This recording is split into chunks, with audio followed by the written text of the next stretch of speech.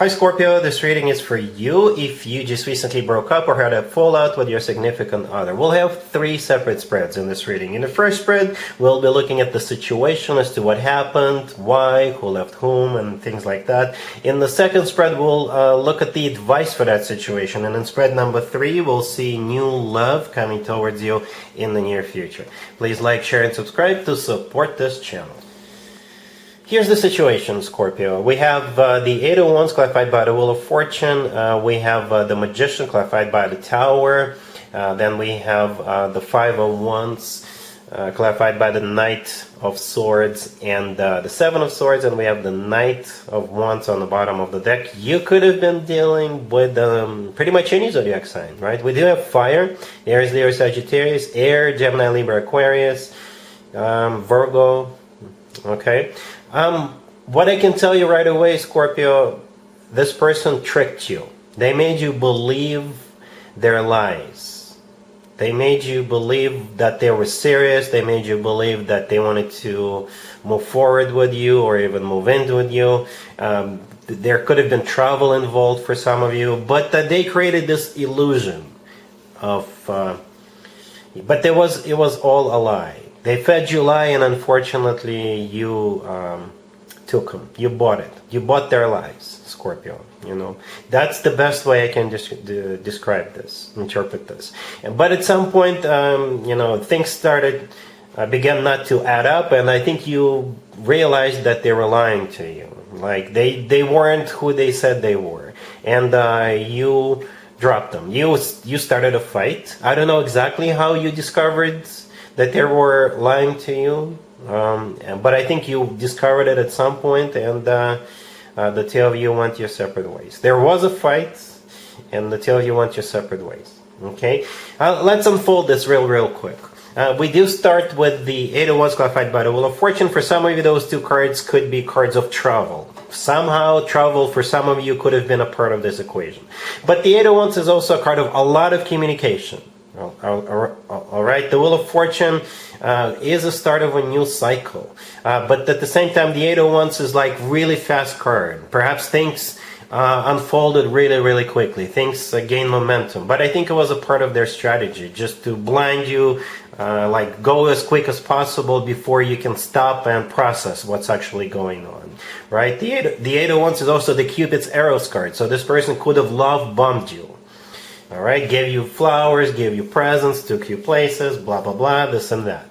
Then we have the Magician clarified by the Tower, and we also have the Knight of Wands on the bottom of the deck. The Magician is the person you were dealing with. Could have been a Gemini or Virgo, but I don't think zodiac signs really matter this time. The Magician is not a bad card unless it is surrounded by particular cards or clarified by particular cards, and we do have some of them. Especially the Seven of Swords, the Knight of Wands. In this case, the Magician becomes a trickster, a liar, an illusionist. You know, the Tower clarifying the Magician.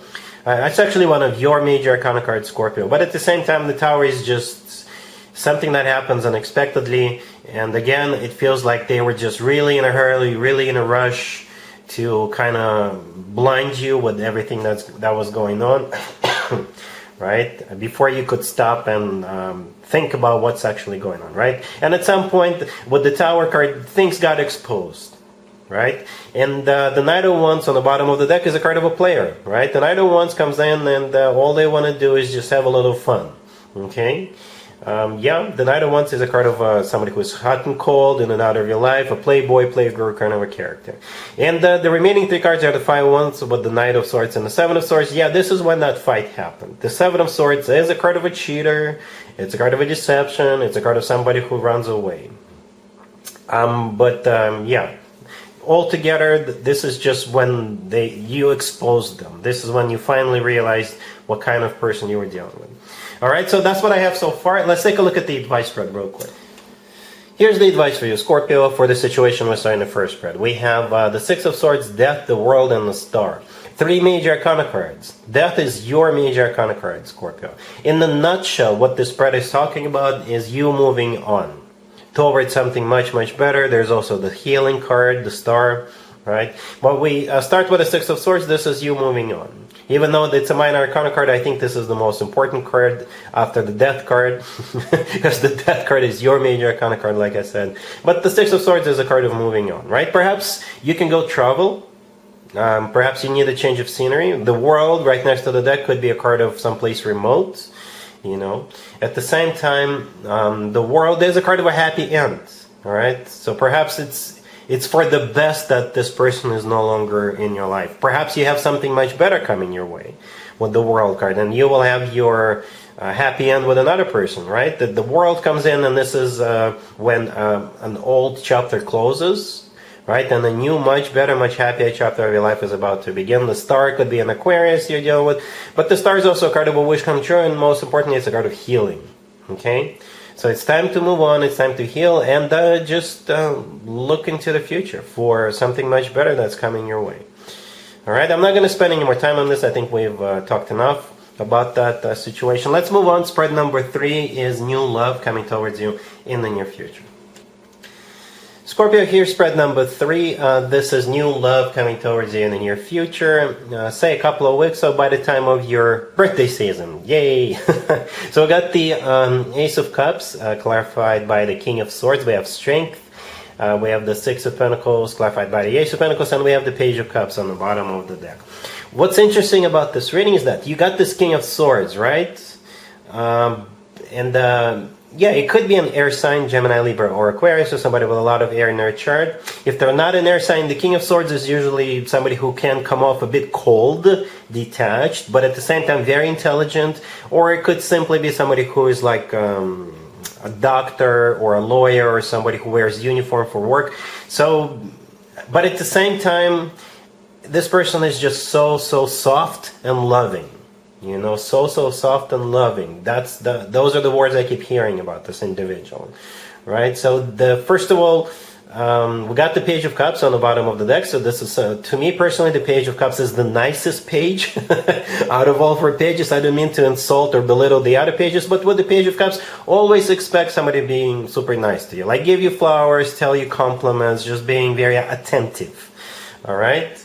I don't know where you're going to meet this person. It could be somebody approaches you outside or at some kind of an event, or if you meet this person online, they'll be super nice to you. Well, they all are, but this one will stand out, right? The King of Swords is clarifying the Ace of Cups. The Ace of Cups is the most loving ace out of all 4 aces, right? The Ace of Cups is a genuine, true love.